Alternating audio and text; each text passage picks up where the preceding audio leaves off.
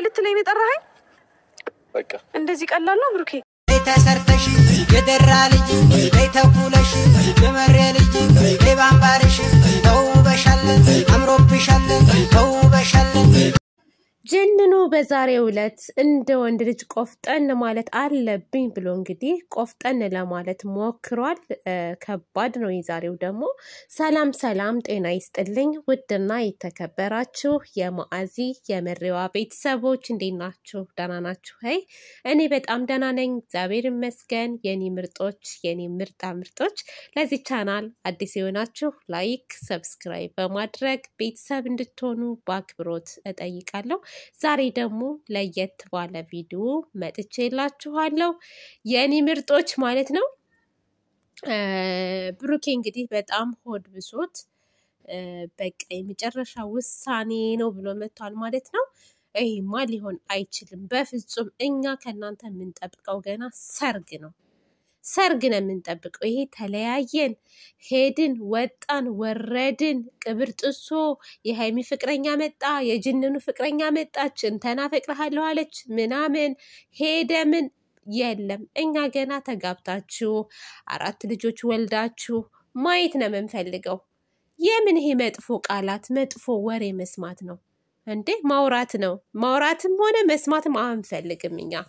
ትቀልዳለህ እንደ አንተስ? አንቺስ ትቀልጃለሽ እንደ? ይሄ እኮ ህይወት ነው፣ ህይወት ነው።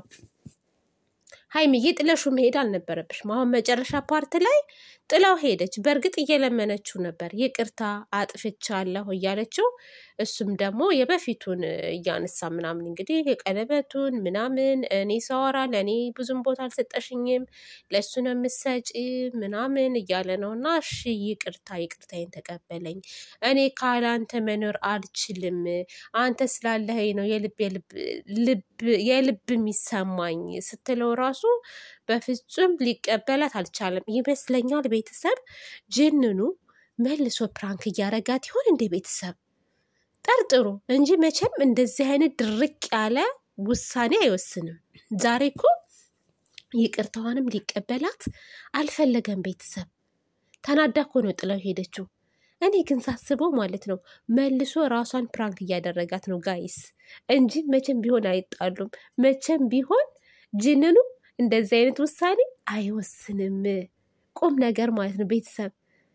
እኔ ያየሁት ግን ማለት ነው በቃ ብሩኬ ራሱ ፕራንክ እያደረጋት ነው እንዴ። እንቅልፍ ነሳኝ፣ ጥሩ ስሜት ላይ አይደለሁም፣ በቃ ምንም ነገር ጥሩ ስሜት አይሰማኝም አለ ማለት ነው። የሰሞኑ ነገር ምናምን በዛ ላይ ደግሞ ከወጣው ልጁን ካገኘሁት ደግሞ የማይሆን ነገር ውስጥ እገባለሁ። ትናንትናም ተደባድቧል እኮ ትናንትም ተደባድቧል ማለት ነው። አሁን ድጋሚ ቢያገኘው ደግሞ ሌላ ወንጀል ውስጥ ነው የሚገባው።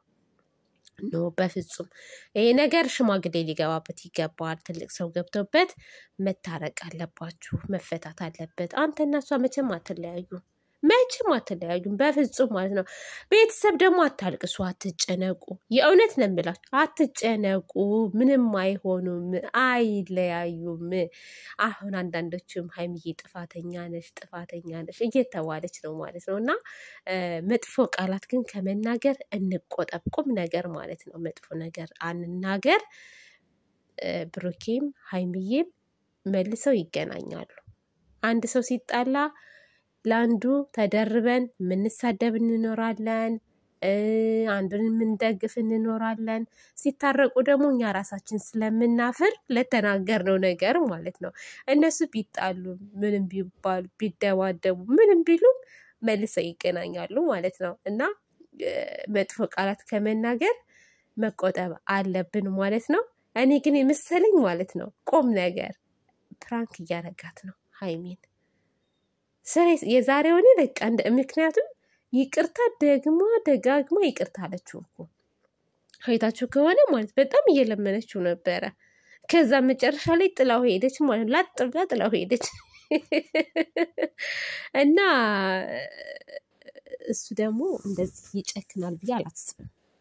በእሷ በተለይ እንደዚህ ይቅርታ እያለችው እንደው በፈጠረህ እያለችው እየለመነችው እሺ በቃ ጥፋትሽን ተቀብያለሁ፣ ጥፋትሽን የኔ ነገር ደግሞ ደዋልቃለሁ፣ ይቅርታሽን ተቀብያለሁ፣ ግን እንደዚህ አይነት ነገር ሁለተኛ እንዳይደገምሽ ምናምን ብሎ እኮ ነገሩን እዚህ ጋር ማቆም ይችል ነበር እና ደግሞ ትክክለኛ ውሳኔዋን ደግሞ መጠየቅ ይችል ነበር። ግን እድል አልሰጣትም ዛሬው ቪዲዮ ላይ ማለት ነው። ምንም አይነት እድል ሊሰጣት አልቻለም። አፏ ላይ ምላሷ ላይ እየቆመ ነበረ ማለት ነው። ስለዚህ ወይኔ እናቴ ወይኔ በላቸው ነው የሚሉት በላቸው ወይኔ በላቸው ያስብላል ይሄ ነገር ማለት ነው። እና ውድ ቤተሰቦቼ ደግሞ አታስቡ ሰሞኑን ትንሽ እስኪ ይስሩ እስኪ እንደ በዓል እየደረሰ እኮ ነው። ስራ እየሰሩ ነው። እውነት ነው የምላችሁ ስራ እየሰሩ ነው። እናንተ ምንም እንዳትጨናነቁ ቁም ነገር ማለት ነው። አንድ ነገር ደግሞ የምላችሁ ነገር ማነው ስሙን ጥሩልኝ። አዲሱ ልጅ ማለት ነው ፋሲል የጅንኑ አማች ምንድነው ጣውንት ለሴት ነው ለካ የሚባለው የሃይሚ አፍቃሪ ማለት ነው። አውቆ ነው የእውነት ሃይሚን አፍቅሯት የእውነት ቀለበት አድርገው እንዳይመስላችሁ። ቀለበትም አላደረጉም። ከሃይሚዬ ጋር የፍቅር ግንኙነት የላቸውም ምንም ነገር። እንደውም ፋሲል ፍቅረኛ አለችው ማለት ነው።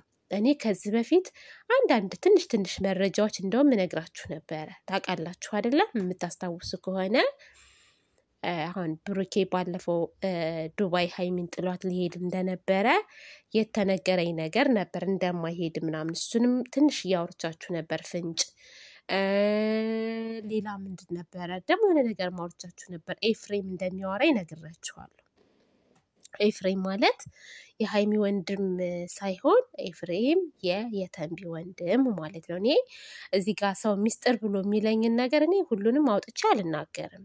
አሁን ለምሳሌ ሃይሚና ብሩኬ የያዙትን አይዲያ እንዲህ ነው ማለት አልፈልግም።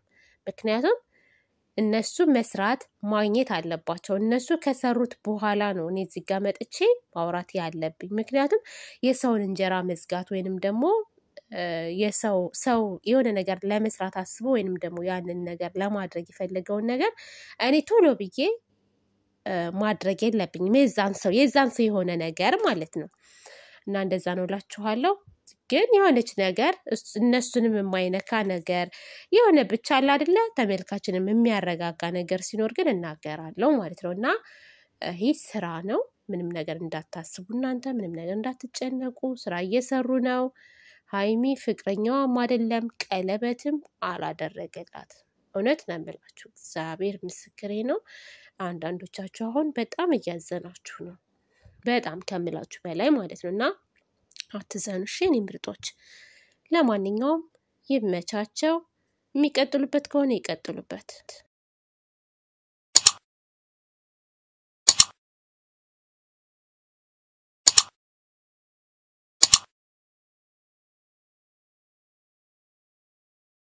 ተሰርተሽ የደራ ልጅ ተኩለሽ የመሬ ልጅ ባምባርሽ ተውበሻለን አምሮብሻለን ተውበሻለን